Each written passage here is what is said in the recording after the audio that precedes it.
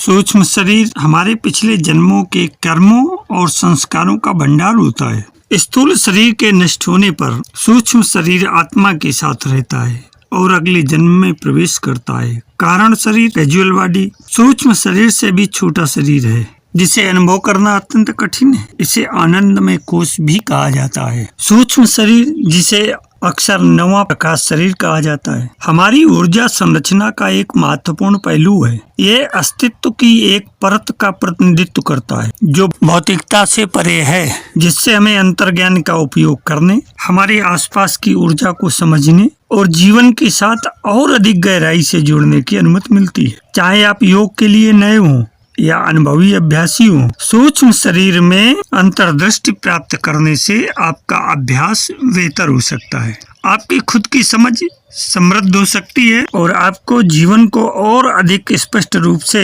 Navigate करने में मदद मिल सकती है। सूक्ष्म शरीर एक ऐसी अवधारणा है जो एकल योग परंपरा से परे है। यह कई प्राचीन शिक्षाओं में दिखाई देता है और मानव अनुभव के समग्र दृष्टिकोण का एक मूलभूत हिस्सा है। अब हम सूक्ष्म शरीर की अवधारणा का इस तरह समझेंगे कि कैसे यह चक्र प्रणाली से संबंधित है और आप अपने योग अभ्यास के माध्यम से इसके साथ कैसे काम कर सकते हैं। योग में सूक्ष्म शरीर क्या है? सूक्ष्म शरीर अस्तित्व की उन परतों में से एक है जो भौतिक शरीर से परे जाती है, ऊर्जा और अंतर्ज्ञान का दोहन करती है। यह प्राण से जुड़ा है जो हर जीवित प्राणी के माध्यम से बहने वाली महत्वपूर्ण जीवन शक्ति ऊर्जा है, और 5 प्राण वायु हैं जो पूरे शरीर में इस ऊर्जा को निर्देशित करते हैं। सूक्ष्म शरीर भौतिक और आध्यात्मिक क्षेत्रों के बीच के स्थान में मौजूद है जो हमें उन चीजों को समझने की अनुमति देता है जो तुरंत दिखाई या महसूस नहीं होती। एक मजबूत सूक्ष्म शरीर वाले योगियों में जागरूकता और सहज ज्ञान होता है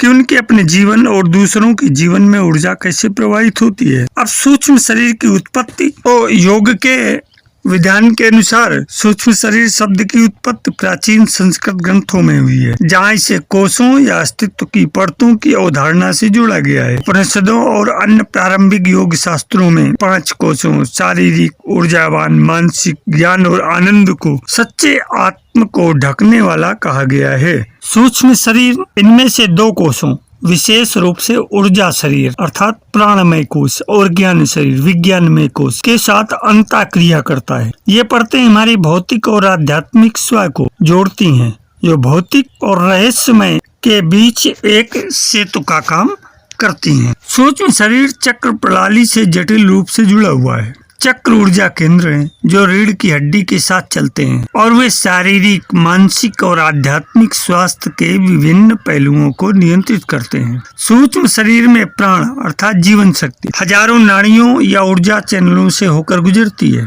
जिनमें प्राथमिक नाड़ियां इड़ा, पिंगला और सुषुम्ना है। ये नाड़ियां चक्रों पर प्रतिच्छेद करती हैं, पूरे शरीर में ऊर्जा वितरित करती हैं और प्रभावित करती हैं कि हम कैसे महसूस करते हैं, सोचते हैं और कार्य करते हैं। जब सूक्ष्म शरीर संतुलित होता है तो प्राण चक्रों के माध्यम से स्वतंत्र रूप से बहता है, जिससे जीवन शक्ति और आध्यात्मिक विकास को बढ़ावा मिलता है। चक्रों में रुकावटें इस प्रवाह में व्यवधान पैदा कर सकती हैं, जिससे शारीरिक या भावनात्मक असंतुलन हो सकता है। विभिन्न यौगिक और समग्र परंपराओं में सूक्ष्म शरीर को 10 शरीर प्रणाली का एक अनिवार्य पहलू माना जाता है। ये आध्यात्मिक ज्ञान के लिए एक शक्तिशाली माध्यम है और हमें जीवन को अधिक आसानी और स्पष्टता के साथ नेविगेट करने में मदद करता है। इस शरीर को विकसित करने से आप भौतिक इंद्रियों से परे जानकारी तक पहुंच सकते हैं और अधिक गहन आंतरिक ज्ञान के आधार पर निर्णय ले सकते हैं। यह अंतर्ज्ञान के लिए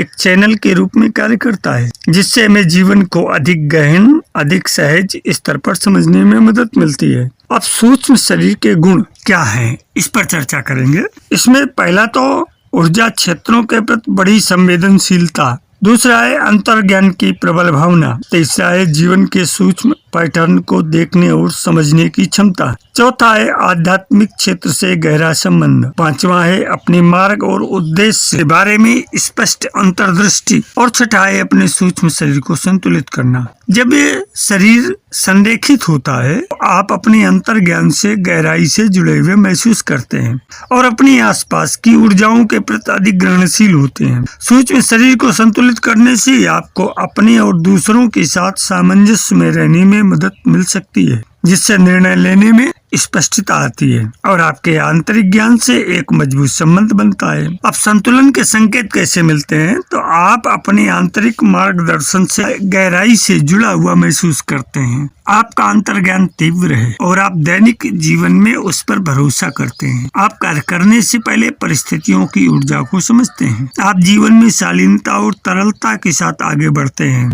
आप आसानी से अपने आध्यात्मिक उद्देश्य से जुड़ जाते हैं। वहीं अगर बात करें असंतुलन की, तो असंतुलन के भी कुछ लक्षण होते हैं।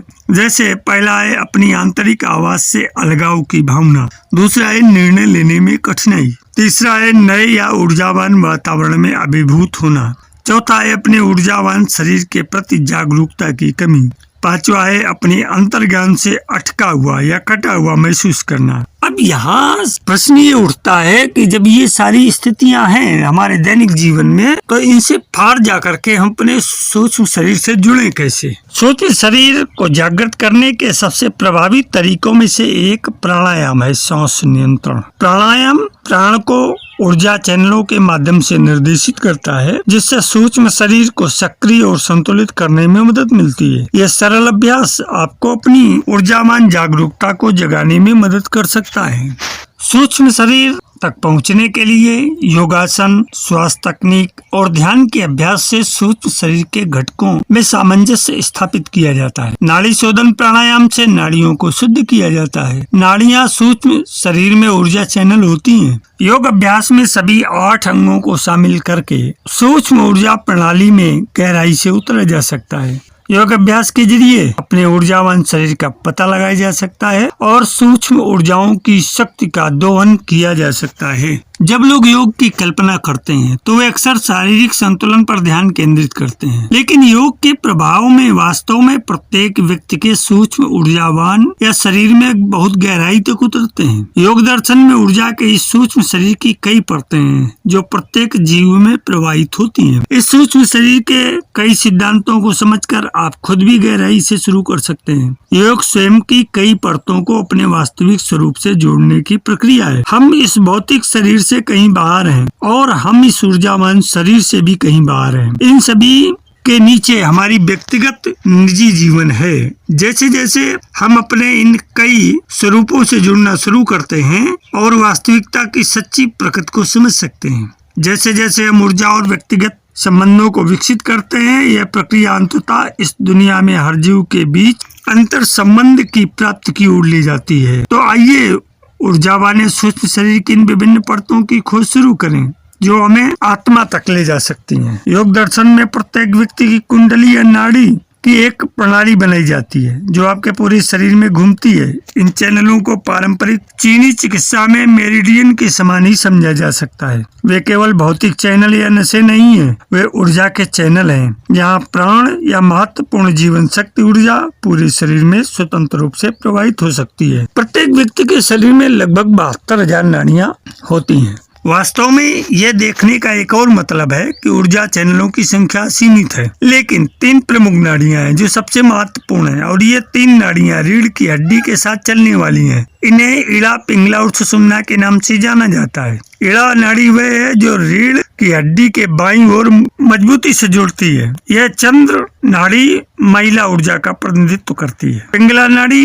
रीढ़ की हड्डी के ऊपरी ओर से निर्देशित है और दाहिने नथुने से जुड़ी हुई है जो सौर और पुरुष ऊर्जा का प्रतिनिधित्व करती है। सुषुम्ना नाड़ी केंद्रीय ऊर्जा चैनल है, रीढ़ की हड्डी के केंद्र से जुड़ा हुआ है और तीसरी आंख के केंद्र से जुड़ा हुआ है। इड़ा और पिंगला नाड़ियां सुषुम्ना नाड़ी से शुरू और खत्म होती हैं। इसलिए ये 3 नाड़ियां एक दूसरे से आपस में जुड़ी हुई हैं। प्राणायाम सांस लेने की तकनीकों के माध्यम से आप इन चैनलों के माध्यम से प्राण या ऊर्जा के प्रवाह को प्रभावित कर सकते हैं। ऊर्जा के प्रवाह को प्रभावित करने वाली तकनीकों को अपना सकते हैं और अपने शरीर, मन और आत्मा को सामंजस्य में रख सकते हैं। नाड़ियों के बाद अगला स्तर होता है कोश। कोश या आवरण 5 अलग अलग परतों से बने होते हैं जो आपकी आत्मा को घेरे रहते हैं और योग अभ्यासों के माध्यम से आप इन परतों के माध्यम से आगे बढ़ते हैं तथा अपने सच्ची आंतरिक शक्ति से जुड़ सकते हैं। अन्नमय कोश भौतिक आवरण है। यह आवरण भौतिक शरीर का प्रतिनिधित्व करता है जिसमें त्वचा, अंग, रक्त और सभी भौतिक चीजें शामिल हैं। इस आवरण को संतुलित करने के लिए आसन या शारीरिक योग मुद्राएं सबसे उत्तम है। प्राणमय कोश जीवन शक्ति, यह म्यान ऊर्जा शरीर है जहाँ नाड़ियों और चक्रों जैसे सूक्ष्म शरीर के घटकों का सबसे अधिक प्रभाव होता है। प्राणायाम या सांस लेने की तकनीक इस म्यान को संतुलित करने के लिए सबसे उत्तम है। तीसरा है मनोमय कोश, मानसिक आवरण। यह वह आवरण है जिसे हम आमतौर पर मन कहते हैं और यहीं पर हमारे विचार, धारणाएं और भावनाएं, इच्छाएं निवास करती हैं। इस आवरण को मंत्र जाप, पुष्टि और ध्यान के माध्यम से सबसे बेहतर तरीके से संतुलित किया जा सकता है। चौथा है विज्ञानमय कोश या ज्ञानमय कोश। ये कोश मन और चेतना की एक गहरी परत है जिसे हम आमतौर पर अंतर्ज्ञान, जागरूकता के रूप में समझ सकते हैं।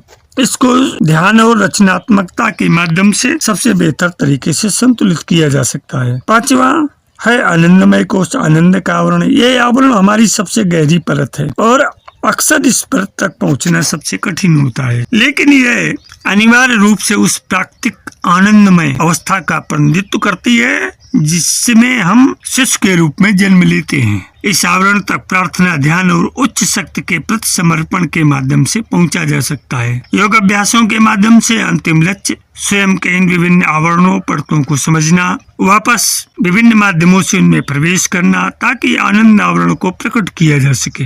आत्मा की वास्तविक स्थिति का प्रतिनिधित्व करता है। हमारे लिए अपने भीतर गहराई तक जाने और हमें से प्रत्येक के भीतर मौजूद व्यक्तिगत चेतना से जुड़ने के ये साधन नाड़ियां, कोश और चक्र हैं। इनमें से किसी भी परत का कोई भौतिक प्रतिनिधित्व नहीं है। ये सभी ऊर्जा और चेतना की अभिव्यक्ति हैं और हमारे लिए अपने सच्चे स्व को समझने का एक तरीका है जो योग का अंतिम लक्ष्य है। योग अभ्यास का प्राथमिक उद्देश्य एक व्यक्तिगत आत्मा के रूप में अपने मूल सार को महसूस करना है जो सर्वोच्च चेतना के साथ एकीकृत है। लेकिन इस सूक्ष्म स्तर पर वास्तविकता को समझने के लिए अपने मन की तरंगों को धीमा करने, अपने शरीर को शांत करने और अपने भीतर से निकलने वाले सत्य के कंपन को सुनने के लिए अत्यधिक अभ्यास और समर्पण की आवश्यकता होती है। इसलिए जैसे जैसे आप इन विभिन्न ऊर्जा प्रणालियों की पेचीदगियों को सुलझाना शुरू करते हैं, आप खुद की जटिलताओं को भी समझना शुरू करते हैं और अपने भीतर के अस्तित्व के मूल में गोता लगाते हैं। अपने योग अभ्यास में सभी 8 अंगों को शामिल करके